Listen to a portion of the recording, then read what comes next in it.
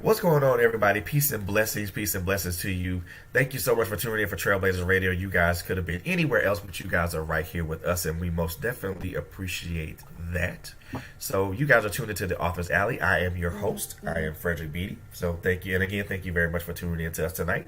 I have a very special guest in the building with us tonight. But before we go any further than that, I want to give you guys a couple of announcements. So, first and foremost, continue to follow us on YouTube and Facebook and Instagram at Trailblazers with a Z Radio.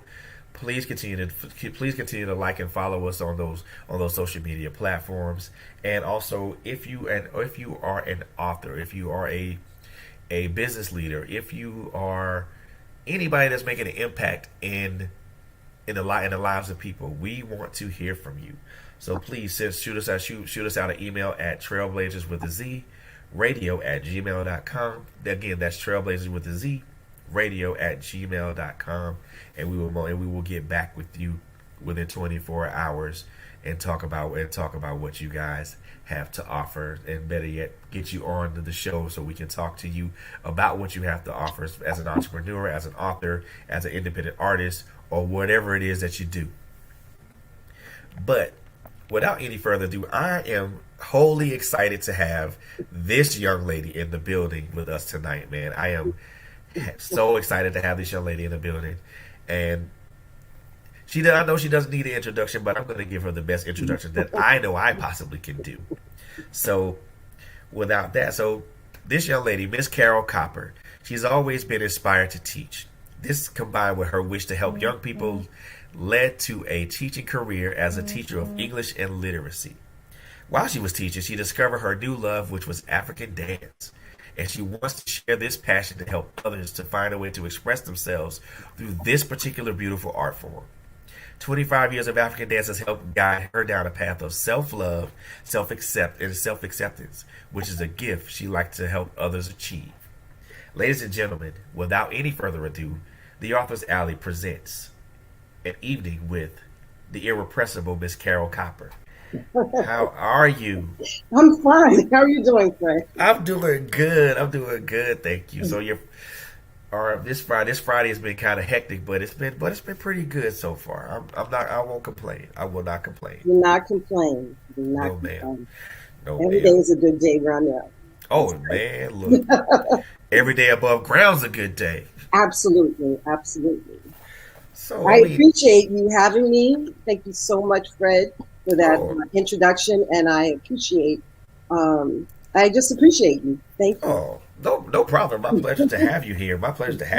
I'm excited to jump into this conversation with you. So, African dance. Wow, that sounds like a fun way to work off a sweat.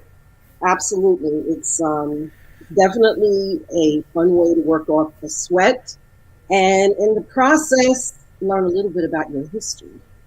Ooh, we most definitely gonna jump into that too. So, I mean, so African dance and also a teacher of literacy, and now you're author and a writer. Yes. So where did this love of writing for you come from? Well,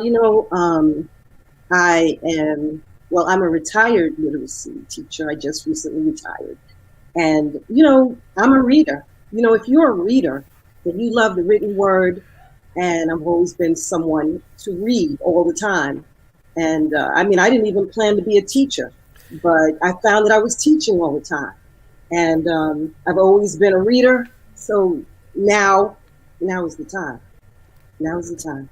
You said you just recently retired. I did. I retired 3 years ago, and then there was a pandemic, Of course. and then through the pandemic, a friend of mine wrote this book. I'm going to give her a little plug. Lenore Batista, we call her Nancy, but she wrote this book about self-publishing, and she wrote the book. It came out around April. I read the book. I'm just, I was supporting her. I had no intention of writing a book. I picked up the book. I started reading it. And then, I started reading the whole book. Halfway through, I said, I have something to say. I can do this. Wow. So when you thought about it in that aspect, when you thought about when you said to yourself you had something to say, did you ever think about what you wanted to say or how you want to say it?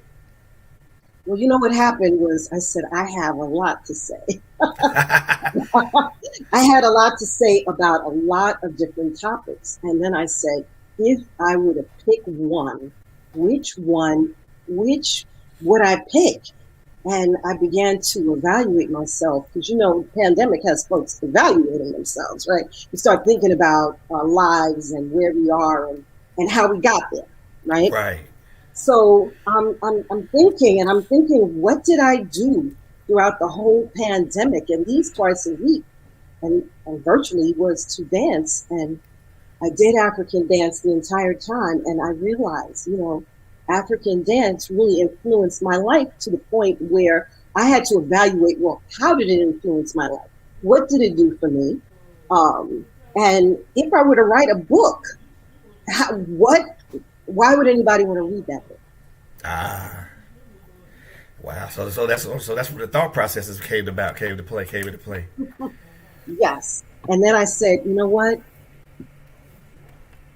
If I were to write a book about African dance, it would be one, a love letter to African dance, but it would also be a something for women to read and almost like a self-help thing.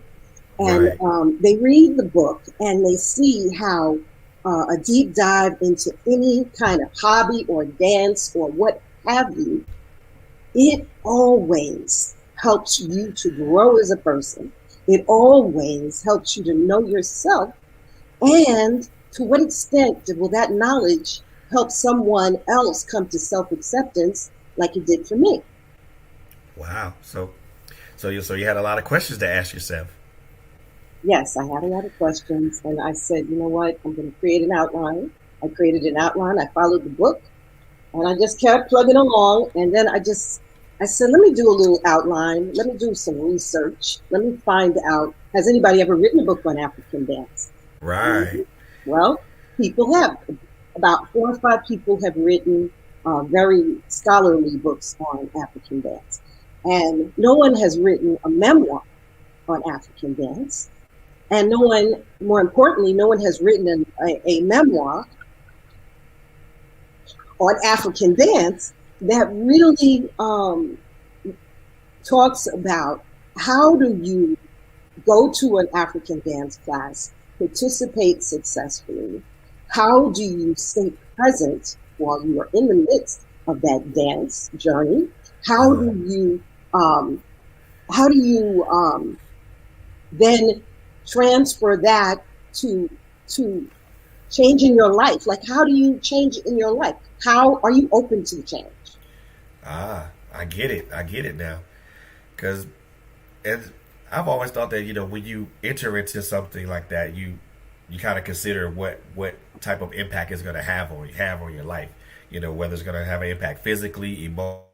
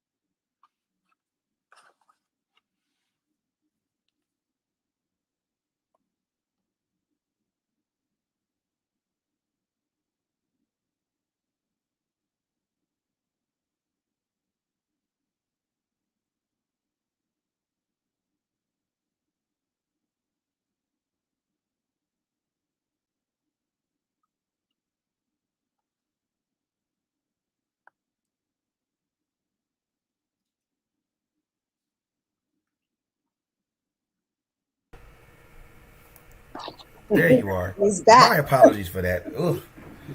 Internet connections. Yes, yes, yes. So I'm gonna continue what I was saying. Can you hear me? Yeah, I can very well. Okay. So basically,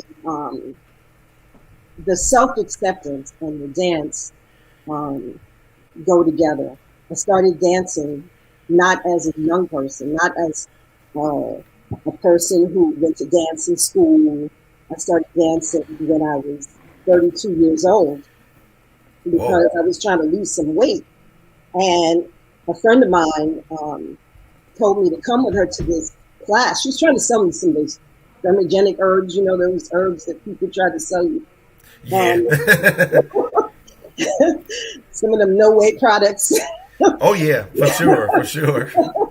So I said to her, I said, you know, I think I'll take you up on the offer to go to dance class. So I went to the dance class, and I just met these women who were very Afrocentric, who were talking about Africa and African dance, and all the stuff that was going on in New York, because I'm based in New York, and there was a lot going on. And I started going to different cultural centers, starting to meet people, talk to people. And when I was there, I started to realize that African dance was things were changing in my life because of African dance. Right. Wow. So besides just the weight loss goal, which I'm pretty sure you hit. That's another journey. So besides the Afrocentric nature to it, what else was it that drew you towards it? Okay, so basically, like the fitness, the Afrocentric part, but mostly I enjoyed talking to the women. I met one woman who was at this center who was one of the original African dancers in the country, and she began to tell me about the history and of dance and how Black people really started to be in dance, and how it all started, believe it or not, with with yeah, it goes back to anytime Black people were dancing, obviously, but Right. when did Africans dance in New York? So that's the World Fair of 1964 when Africans came to New York and were performing at this World's Fair. Obviously, I was, you have to be a certain age to have been at this World's Fair, Right. but I started doing some research, started finding out, and as I told you before, no one has written a memoir on it, on African dance. A lot of people out there, I mean, I've had some great African teachers, great African American teachers, um, but no one has taken the time really to just say, well, what are we doing? What is it what is the culture on the dance floor? And then Ah. and what is it, how do you fit into that culture? And then what is it that I've noticed about the culture in terms of how people change, in terms of really self-acceptance, accepting yourself as an African American woman in a country as a so-called minority, and in reality, I came from minority to global citizen, in which case I am not a minority because people of color are the majority in the world. I came from a mindset of maybe not really seeing my place in the world, maybe not feeling so strong and so good about myself, but coming to normalize wearing African clothes, normalize and not feeling like, well, I can't wear that to work because, let me put that through the lens of the so-called majority culture and how they're going to see me if I wear this. So when I was a teacher, I just started normalizing African clothes, Wow. discussions about Africa. You know, when I was in high school, I always remember reading in the textbook, Africa was the cradle of civilization, but it never went beyond that. I was like, oh, that's dope. But what about me actually learning anything in school? And Ah, I didn't gotcha. learn anything in school. So I ordered textbooks from the University of Chicago for the African Studies Department because I didn't want to go to school. So I got all the textbooks and I read them. And I was like, this is helping me on my journey to really understand, to be happier with myself, you know. Wow. That's, I mean, I think I'll say this, that self acceptance to me is the best acceptance, because when you learn to accept yourself, it really doesn't necessarily matter what anybody else thinks about you, or what opinions they draw to you. Yes, yes. And wow, I love that. I love it, just the way that you said, that you went to go to study this intentionally, and see where else it could go, just beyond just a dance floor and things of that nature. Um, so I mean, besides the researching and the reading about it, you've been doing this for quite some time. How long have you been actively dancing? So I've been dancing for 25 years, 26 years now, 26 years. And I still dance. I still dance. I dance actively every week. I mean, barring a vacation, even when I went to Miami last week on vacation, I took a dance class on my computer. And I feel, I just, I just love it. And, one of the things that I got, one of the things that I got from you get a lot of feedback. There's no day that goes by that someone doesn't DM me or text me or send me a message. And the majority of these people don't do African dance, and they send me a message and they say things like, I had one friend. She said to me, Carole, I am a quilter, and I happen to also be a quilter. But she has said that she doesn't really do it. And she never took the time to really be present in it. She never really explored the joy of her quilting. And she said, when I read your book and I felt your joy and the tone in which you wrote the story, I pulled out my quilter's books, my quilter's stuff, and I'm buying fabric today. And I was like, really? So for some reason, it told me that the book is not just reaching dancers, but it's reaching something within people to make them realize you have to be present. You have to grow at all costs at whatever you are doing. If you're not growing, if you are not feeling joy, you need to step out of that. Oh, ooh, that's a nugget right there, man. That's a nugget right there. If you're not feeling joy in what you're doing, then you need to step out of it. And I just want you to expound on that just a little bit more. When you say if you're not feeling joy in it, you need to step back out of it. Just expound on that just a tad bit more, just to give the listeners, and also the viewers, a little bit more of that philosophy. Well, that philosophy comes from just about everything. I didn't choose to be a teacher, but I had 36 credits in English, and I was doing something else. And then I found that I was always teaching. So I explored teaching and I found joy in that. Okay. I didn't know that I was going to do African dance. I tried a lot of things in life. Everybody does, right? Exactly. But I found joy in it and I continued with it. Sometimes, sometimes you have to really, it's something that you have to feel inside. When you're in a moment of joy. Sometimes, though, you know what? Some people don't know. Some people repress their joy. Some people repress and hold down their happiness. What is it you're waiting for? What is you expecting? That moment that you are feeling all right, that moment that you look at yourself, if you just catch yourself and you are smiling That moment where you are not feeling stressed, that moment when you are ready to move forward to a new goal and grow.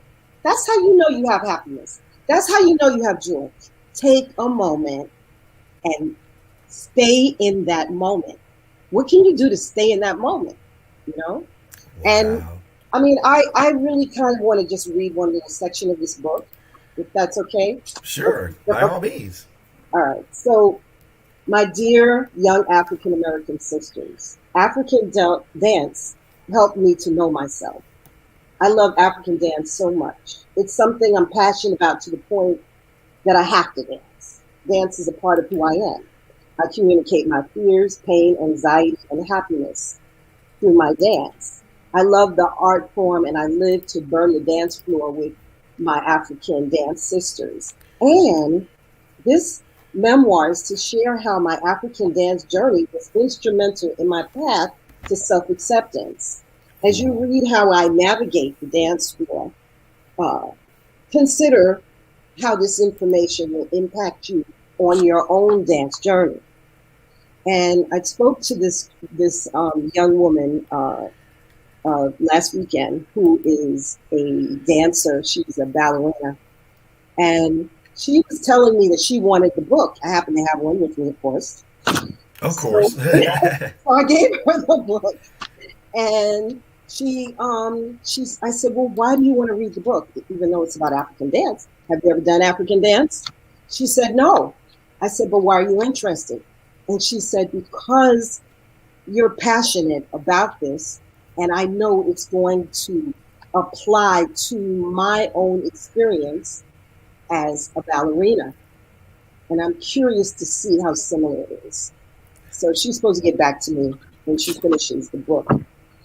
I would think they would probably be extremely similar if you think. I mean, just to think if you think about it.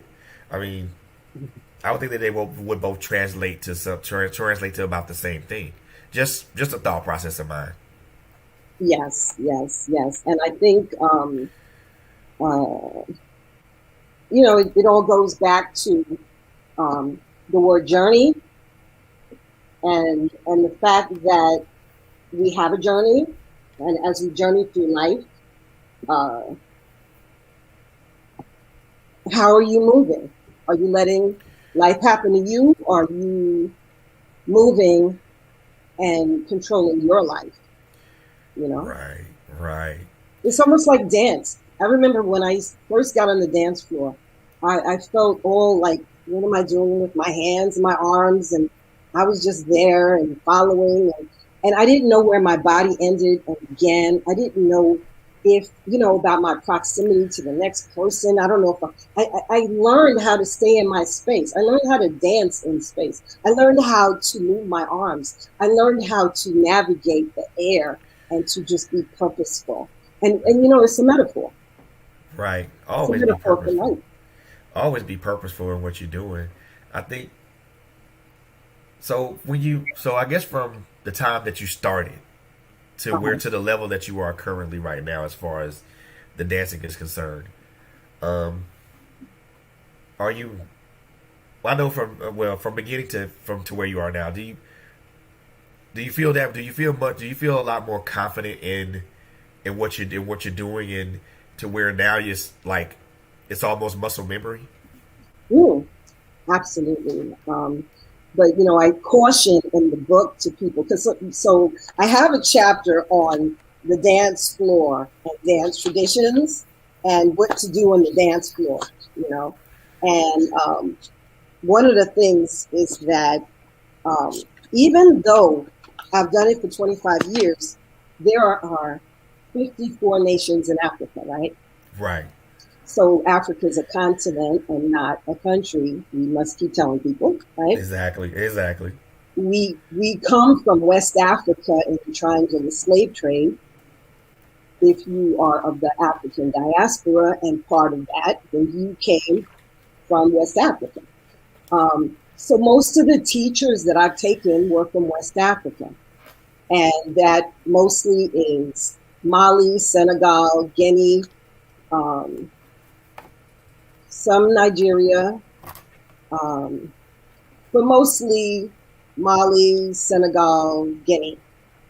And a lot of the teachers here in this country who are African American, obviously they hail from West Africa. If you go and look at how the history of the triangular slave trade, that's where people were enslaved from.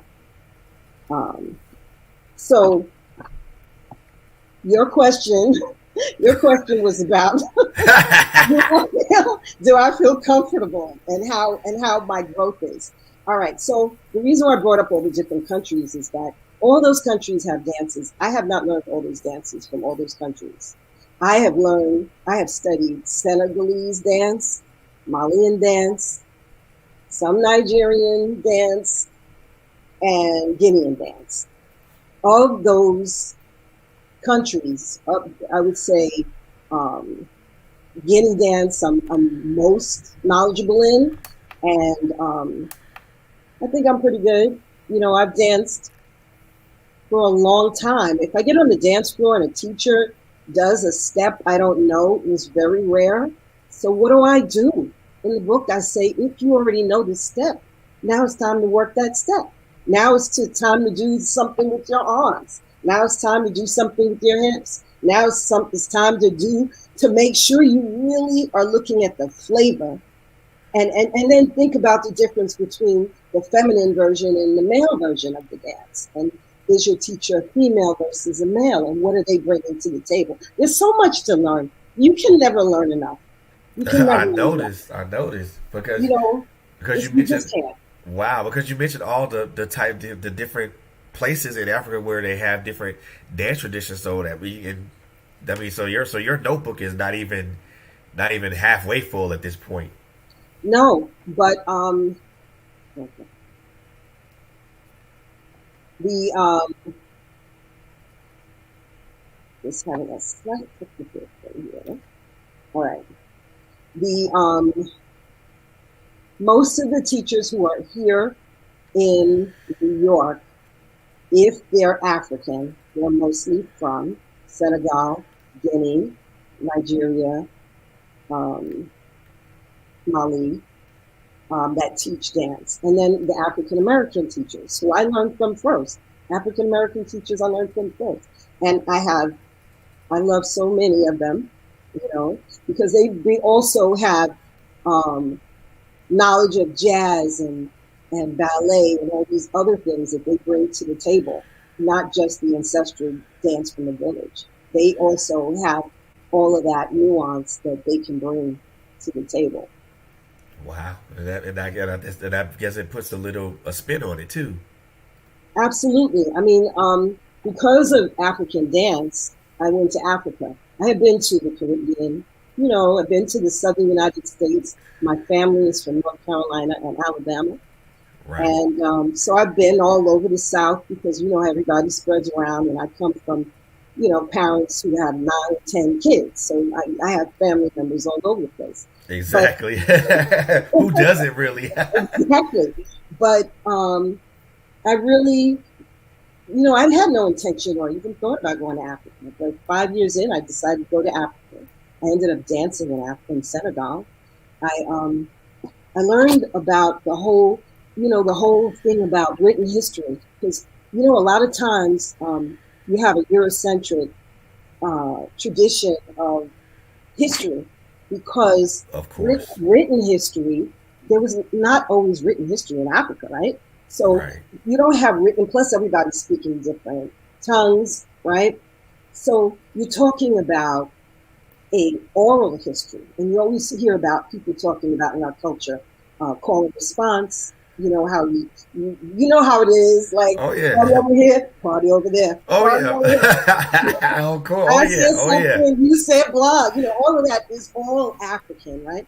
So it's part of our call and response. All of that is part of our culture, but it's all oral history. So in Africa, in the country of Senegal, when I went there, they talked about the griots, griots, griots, and they were the keepers of the knowledge. And they have these trees, and in West Africa called the baobab tree, and Baobob.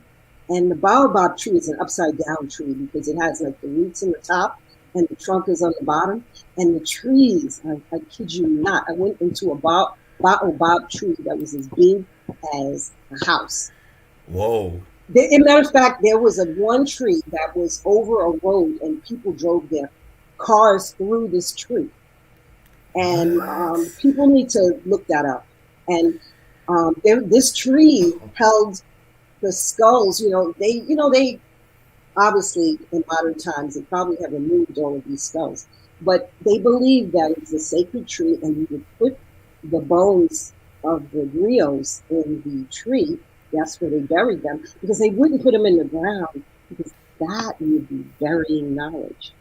Oh wow, that is very interesting, because as much as the knowledge that we're supposed to have of our own self hasn't necessarily been readily available in the literature form, I think that passing verbal knowledge is so vital to someone, especially like someone like me, understanding a little bit more of where I come from.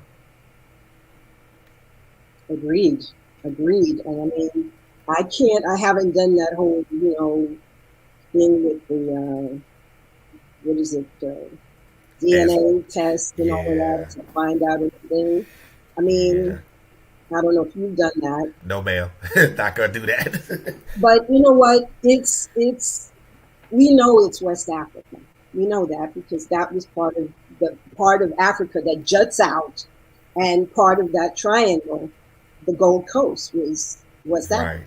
And we know that those dungeons, those slave dungeons for the enslaved Africans are still there in Ghana, in Senegal. They're there. I went to visit one.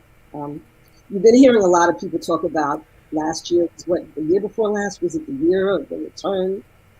People were going to Ghana, and they were going to check out the slave castles. And Obama went his last year in office, I believe. And that's on the internet as well, because I watched it. Wow. I'm going to tell you, I would not, if it weren't for African dance, I would not have gone to Africa. I would not have gone to the orphanages where donated stuff. And you know what? Remember I said about how we're global citizens and how we have to think globally? Right. So when I went there, you know how Americans always have an arrogance in terms of feeling exceptional and the best country and the best superiority. Superiority, right? So when I went to the Gambia and Senegal, I remember that there was not necessarily a positive attitude toward America, and I remember that the way that America was viewed as a just like in Black Panther when she said colonizer. Yeah, so, of course. I love that part. But when she said colonizer, and instead of saying his name, and that is the view, that was the view, and the fact that we don't speak a whole bunch of languages. I went into a school that was in an orphanage, attached to an orphanage, and on the blackboard, they had a blackboard, and like the top line was English, because apparently everybody in the world learns English, right? Right. So then the second line was French. The third line was Wolof, which was the language they speak in parts of Senegal. And then there were 2 or 3 other languages. And when I had the tour guide was talking, whenever we went out, he would talk. He knew German, he knew English, he knew French, he knew all of this stuff. He knew all these languages. And he was like, how come your country, nobody knows any other language? I said, well, I know a little Spanish. He said, but I know Spanish too. He said, let's speak Spanish. And I was like, no. That high school Spanish is not gonna work. We're not gonna speak Spanish, not today. Man, look, I mean, and I just, I don't know. I mean, to me, knowledge is just like that universal thing that unites all of us as as one entity. It's just kind of a shame that we don't share that knowledge with other people. And you mentioned Black Panther, and it kind of brought me back to an incident in the movie to where T'Challa's mindset started shifting a little bit, Mm-hmm. and it kind of brought me back to that particular point to where maybe if you go somewhere else and you expose yourself to other cultures, your mindset ends up being shifted. Absolutely. Yes. And that's what happens when you travel, right? So you start to see things through other people's mindset. One of the things that when you hear about the studies of Du Bois, he talked about that whole thing about consciousness, about how Black people, he said, W. Du Bois I'm talking about. Right. He talked about how Black people looked at themselves through the eyes of white people. So whatever you do or whatever, how you dress, how you look, everything you do, what would white people think? What would, how would they view this? So they call that double consciousness. And, that I read that book, and I hadn't read that in school. I didn't read that in college. I read that because I ordered all of the books from the University of Chicago Africana Studies Department. And I read that book. And I was like, what? I have done it. I know I have done it. And I would venture to say a lot of people have done it.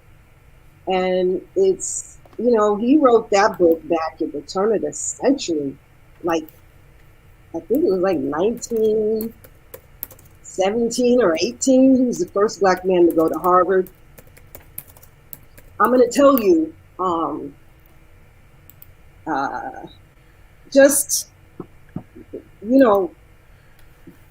it's just, everything is for a reason. Always. Everything is for a reason. I mean, I've had a lot of blessings in my life, and I think part of it is because I listen. I do what I'm supposed to do. And if you when you think about it, so many people, don't support people who do African dance because they think that it's an ungodly thing, or they think that there's something there. It's like yoga. I know people who are afraid to do yoga because they think that's a religion. And it's African dance has helped me to go places, to do things, to look at things differently. I mean, I went to a dance camp in Jamaica. It was an African dance camp in Jamaica run by my good friend Sophia Walsh Newman. And big shout out to Sophia. I'm going to tell you, when I went to the dance class, the teachers that I was taking there, I had taken them in New York. But he was going to be in an island. He was going to be in Jamaica. Okay? I get there, and she brings in this Jamaican teacher, Kamika Brown, and we start doing this dance called Bruckens. And the dance was, you're pounding heavy with your feet, right? And we're doing this dance, and I'm doing it, but now I'm getting an explanation because she brought in this professor. I don't know what her last name is. I remember Antoinette. But she came and she said that dance was done by the enslaved because the white slave masters in Jamaica would sometimes bury the enslaved underneath the ground. Oh. They would bury them under the ground alive.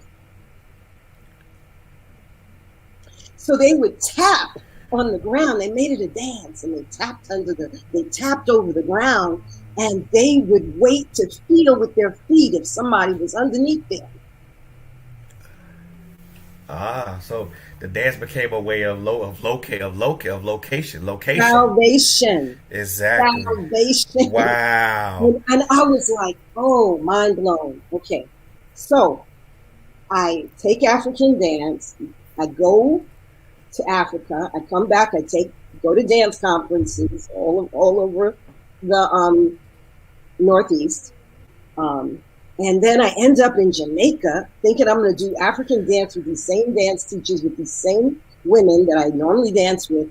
And we're all like, Mind mind blown. Common knowledge in Jamaica. Common knowledge in Jamaica. Wow. So, so you just learned something new today. Man, did I? Did I? Oh my God, did I? But yo, I mean, I know we went off on a slight tangent Didn't talking do about okay. dance and stuff like that. But I mean, but I love it though. Let's talk about this. Let's talk about this book. Let's talk about this book of yours. Okay. So, Let's talk about this beautiful thing that you put together in book form. okay. So it's called Tales from the African Dance Floor, mainly because what I did was I went over my pictures. I went through journals that I had been keeping over the years, and the pictures triggered memories, and the journals triggered memories that I could flesh out. And what I did was I created this book, and I just deliberately made it short because, as a reading teacher, I discovered that people don't always like to read, and I made the text 10 point because some people are visually challenged, right? Right, right. And I mean, I wear contacts, so I'm visually challenged. And I basically started out with the premise that um, I want to, um, I want people to read the book so that they can um, learn how to accept themselves, um, how to grow, um, to new and continuing African dancers, sharing how my over 25-year dance journey led to my personal self-acceptance and change, with the hope that this will help you in your dance journey. And there are 11 chapters, and one chapter is on my trip to Africa, where it's kind of long because I talk about a lot of things. It's in no way exhaustive of everything that happened when I was in Africa, but I picked things that I thought were um, dance related. Dance related.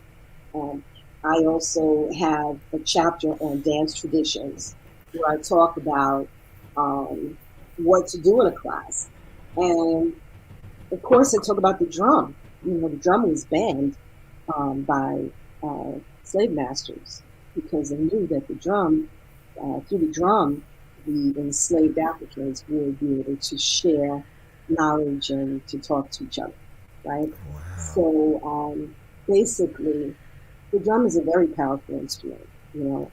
Um, so I went to Senegal and I went to a drum shop, and the people who make drums, those are the people who make drums. The people who dance, those are the people who dance. Very much, they have families and families of people who do certain things, you know. Um, and that was where I learned about the griots, and I do talk about that. I talk about a trip to a nightclub where they broke at the end of the night. You break out into African dance. They just couldn't get away from it. They were all dancing to Michael Jackson and Prince, and then we go into African dance. Um, uh, I talk about my worst dance experience when I first started, where I didn't feel so good about what I was doing and how I felt judged, and how I had this African dance teacher who was African, who just, you know, those dance teachers who put you on the spot and tell you, oh, you don't know how to do, show me what you do, show me the dance. And I'm like, I don't know the dance. I'm asking you to show me. No, you show me what you know how to do. I'm like, there's like all these people looking at me. Wow. And I talk about that, and then I talk about meeting the same dance teacher 20 years after that, and both of us had grown a little. He was completely different. And I talk about teaching and how as a teacher I imparted a lot of knowledge. Anytime I learned something, I would impart it to my students. And I got my classes to the point where I would always wear African clothes at least twice a week. And I remember, I taught Black and Latino students, so Right. they can be out there judgmental. Okay. Oh, of course. Okay. Oh yeah. So, you got to have the right sneakers. You got to have the right shirt. You got to. So I remember. Wow. I remember I had a new student, and the new student, sits down, and sometimes new students want to show off because they're trying to be down with the group. Of And the course. student said, "What's she wearing? What's she wearing?" Caught me on the day when I was looking fly in my African clothes. And this girl turned around and said, "She is wearing African clothes from Moshood, a designer in Brooklyn, New York." Know your history, okay?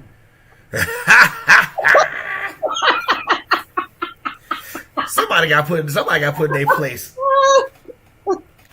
So, I have a chapter on the controversy about Afrobeat. A lot of young people are doing Afrobeat. I'm sure you have seen, or people in the audience have seen, Beyonce's last video that came out last summer. Remember last July, I think it was, when Beyonce did that whole video, and it had a lot of dance in it.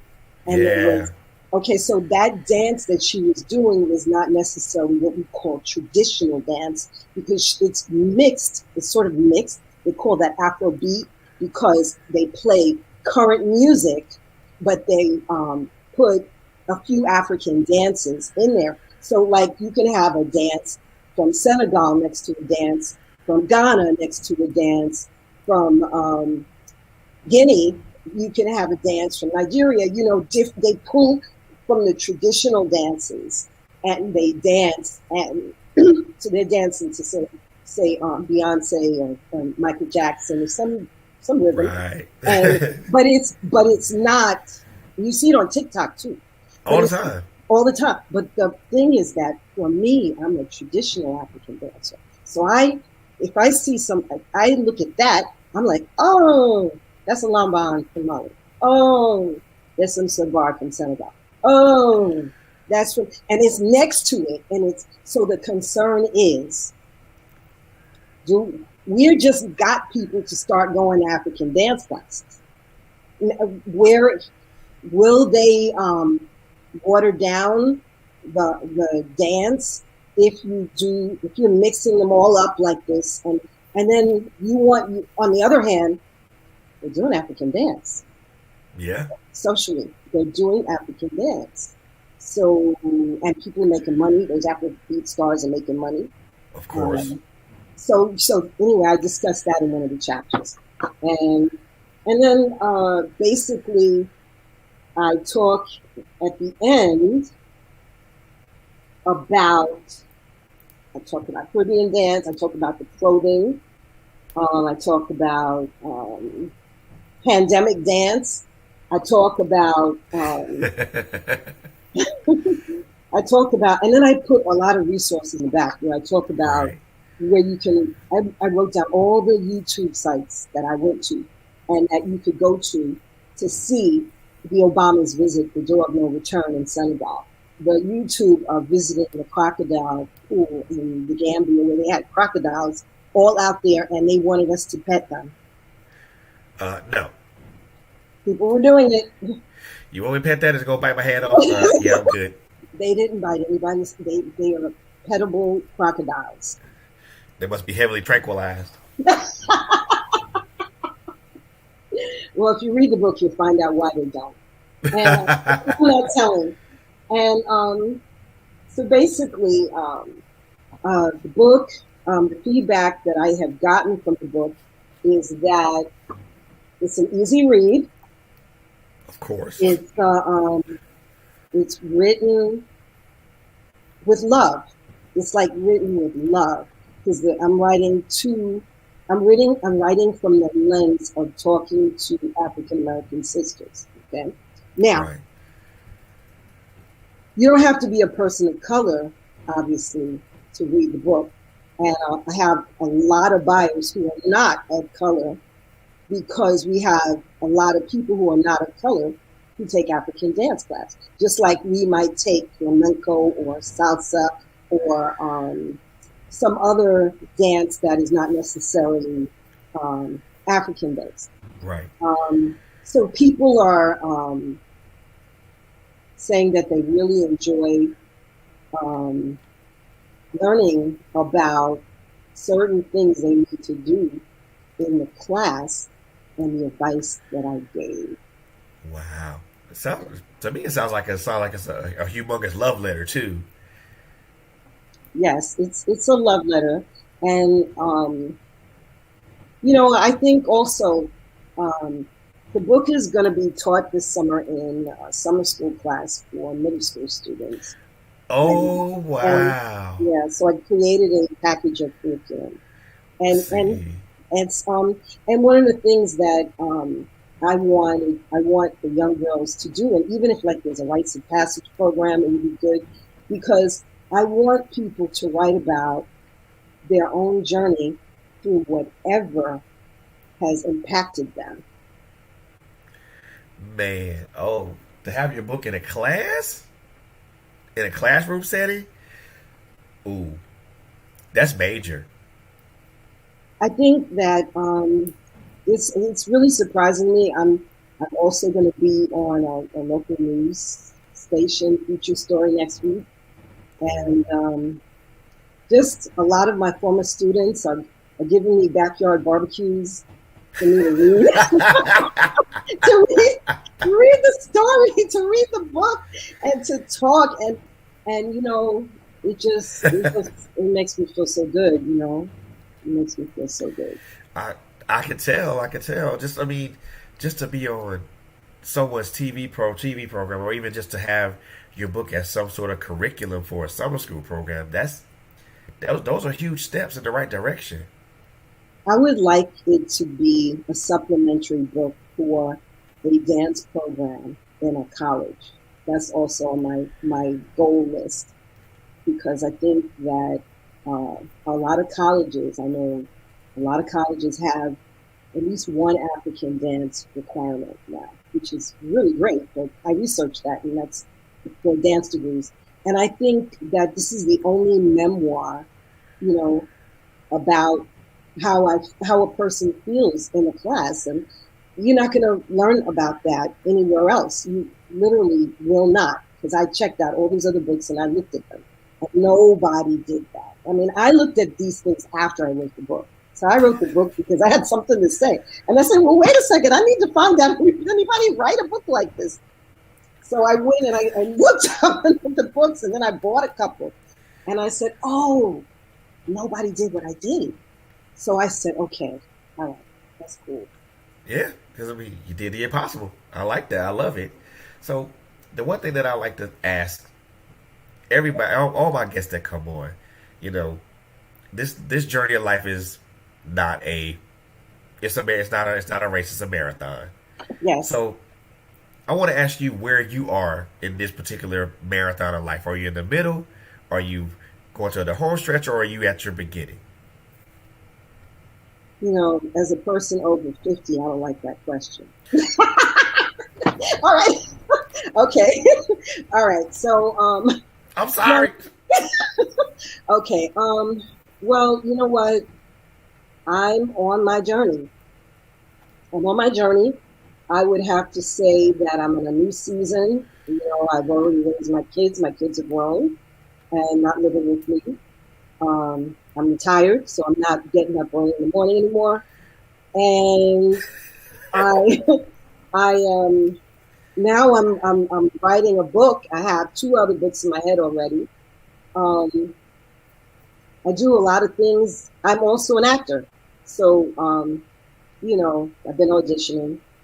So I mean, it's where am I? I'm still on that self acceptance journey. I'm going to be Gotcha. metaphorical with you.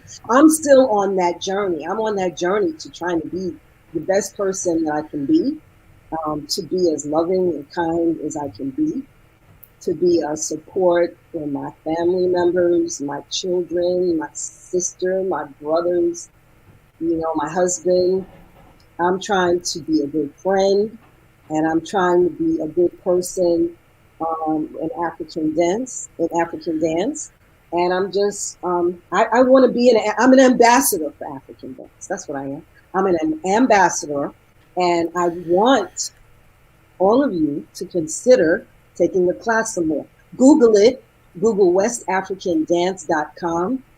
My website is carolecopper.com. I'm on Amazon.com.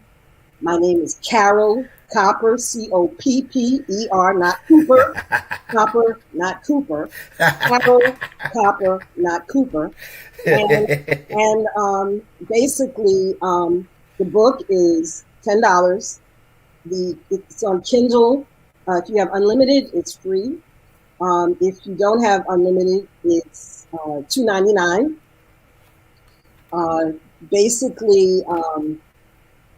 Basically, that's where I am. That's where I am right now. Wow. That to be honest with you, that's a good place to be, honestly. Because if you're still on that journey, you're still in a good place because you're still learning more about who you are as you continue to walk this path called life, and you know, it's having something like dance to help push you towards that, or even push you more towards the self acceptance. That's a good place to be at. You know, mentally, emotionally. You know, so I do apologize for asking the marathon question. So because I mean, You don't apologize, but it's okay. There's no need to apologize. No need. I mean, I know when I ask that question to a lot of people that they kind of give you this faraway look like, what are you talking about? Where you are, man? Where you at? Just where you at in your life right now? Beginning, middle, or end? I mean, but then when they think about it, they think about the way that you answered it, and to me, that's the most profound answer Mm. that I've heard, because it's coming straight from where you are currently, not from where you started from, and not to where you think you're going to be, but it's where you currently are. Yes, yes, definitely. And way too many people think it's okay to think two steps ahead, but not several streets ahead. You know, I'd rather think about where I'm gonna be at the next block. I gotta get to let me survive. Let me get to the next block first before I think about going to the major cross street. Yeah, there's definitely a lesson to be learned in that. So I mean, I like your answer. It's very profound because, like I said before, it speaks to where you currently are, not to where you've been or where you feel that you're going. Because I tell people that hey, the destination's already predetermined. Why don't you just enjoy the journey? And be open to the change. People who are open to the change. Remember, we talked about opportunity and being ready for those opportunities, Of right? course, So you always have to be prepared, and you have to be doing something you love to be prepared, because that's where you're going to be the most prepared.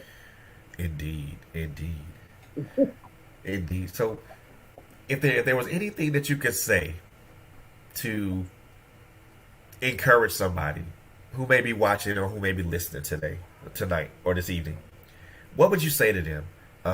What would you say to that person? Yeah, you can go to your experience as in dance or whatever, whichever direction you want to go.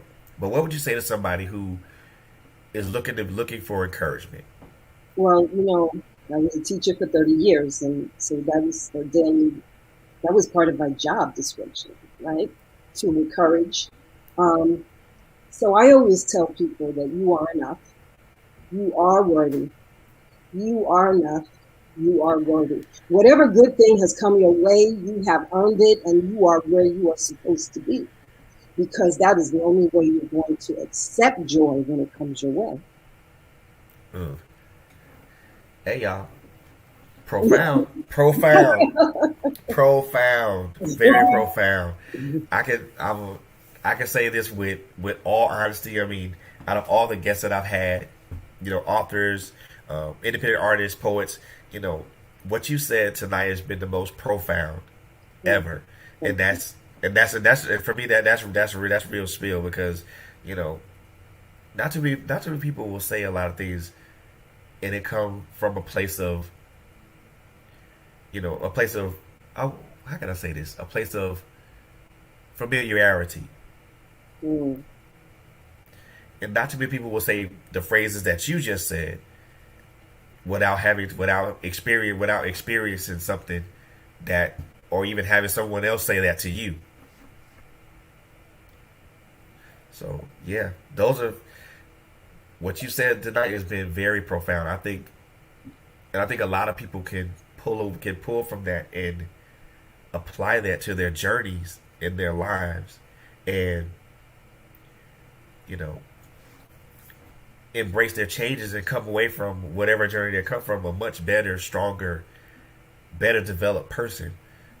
Just like you, just from the aspect of dancing, learning it, repeating it, making sure that it's muscle memory, and then when you do it, you get enjoyment from it. And every time you do it, you get enjoyment from it. It doesn't matter whether it's the same thing or something different. It's always the joy part of it. I love that. I really, really love that. That's you. First of all, you have really blessed my soul tonight with a lot of the things that you mentioned, especially a lot of the positive things, and just knowing that you can pull something positive from just a simple act of dancing makes it all the worthwhile.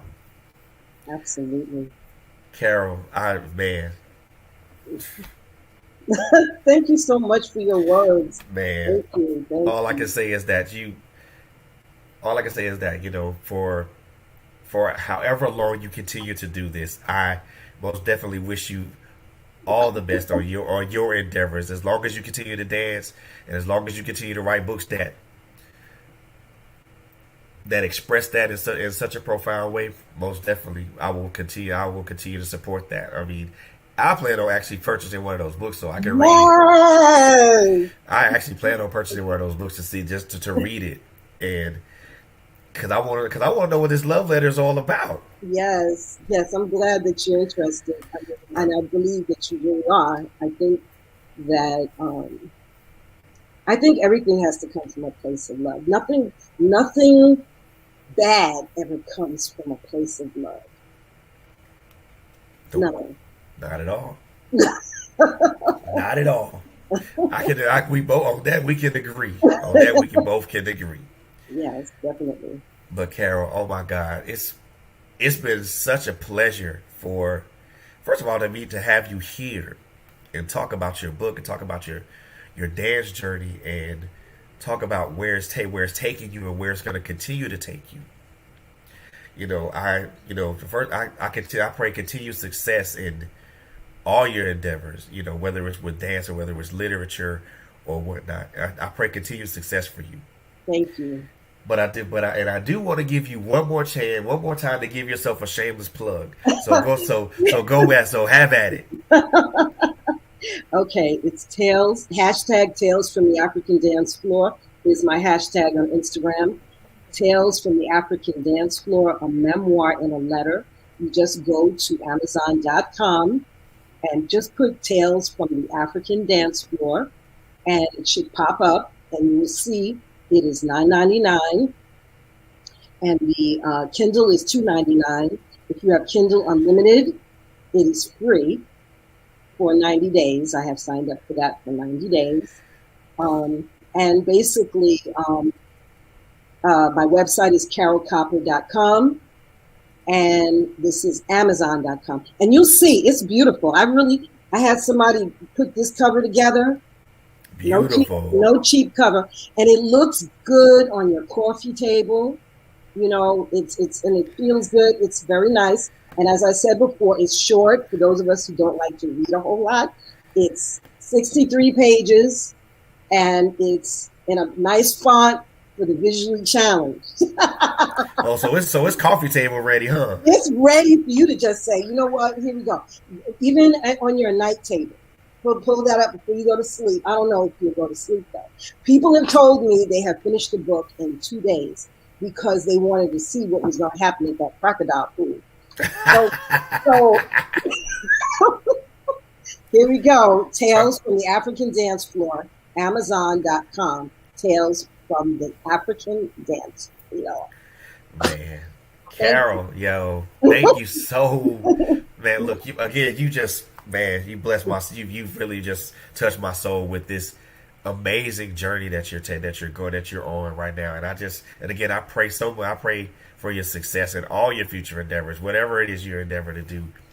And I want to thank you again so very much for coming on and just blessing us with your presence and everything like that. Ladies and gentlemen, boys and girls, I want to introduce to everyone, to my viewers, to our listeners, this wonderful, beautiful lady, Miss Carole Copper. She is a dancer, an author, an educator, a teacher, all that rolled up into one.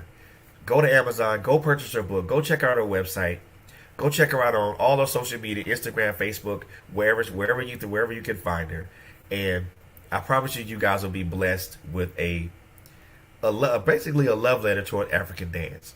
You're gonna love it. I promise you will. Because I'm actually gonna purchase one, and I'm gonna leave a a good review on it once I purchase it and read it. That's another thing. Please leave a review. Oh, most definitely. And let me and I'm not. And this is not a shameless plug. This is just something that I say for everybody, whether it's authors, whether it's independent artists, whomever. Please support us by leaving reviews. Yes, absolutely. They help us as much as you think those 10 or 20 words don't help us. They do. They help us immensely. They help us improve as writers. They help us improve as people. They help us put out the next great book that you're gonna get your hands on. So please, or the best yet, the next best song that you're gonna listen to.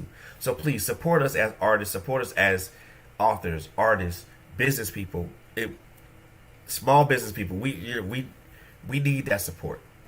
You know, those words may not mean nothing to you. Those words may not mean anything to you as you're writing them, but they mean a lot to us as creatives, because it helps motivate us to continue to be creative. And with that being said, that's going to end this episode of the Author's Alley with me, your host, FL Beaty. I want to continue. I want to thank my beautiful host, Miss Carole Copper, who came and blessed us with such a beautiful story and such a great work of art, great body of work with her dance and with her book. Again, we wish her so much success in all her endeavors. And ladies and gentlemen, I want to leave you guys with this. I want to wish you guys a great night. I want to wish you guys a great 4th of July weekend. You guys, please be safe. I want you guys to continue to love on each other, and I want you guys to continually take care of each other throughout this time, and just continually just give each other the love and support, and of all things, go with the grace of God. Ladies and gentlemen, thank you very much, and you guys have a wonderful night. See ya.